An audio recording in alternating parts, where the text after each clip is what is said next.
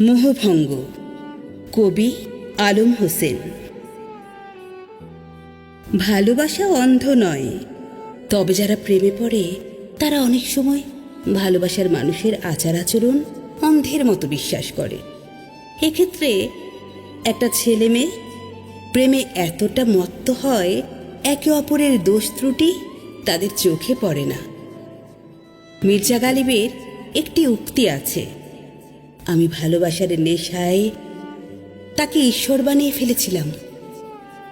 হুশ তখন ফিরল যখন সে বলল, ঈশ্বর কারো একার নয়।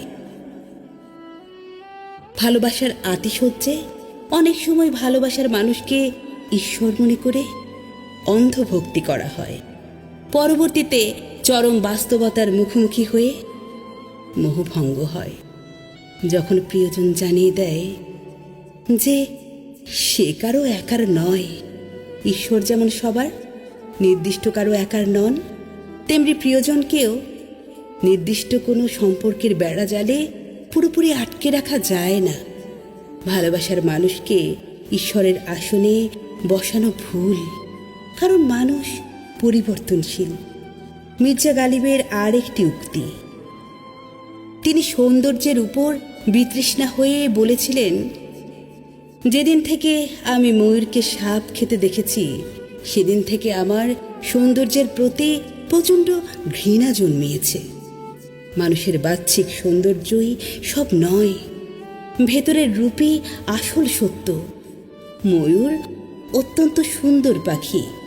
যখন তিনি দেখলেন এই সুন্দর পাখিটি একটি সাপ খাচ্ছে, তখন সৌন্দর্যের প্রতি তার মোহভঙ্গ হয়।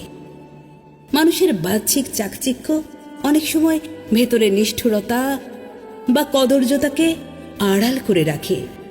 সৌন্দর্য যখন খারাপ প্রকৃতির সাথে মিশে যায়, তখন তার প্রতি যে শ্রদ্ধা বা মুগ্ধতা থাকে তা ঘৃণা ও বিতৃষ্ণায় পরিণত হয়।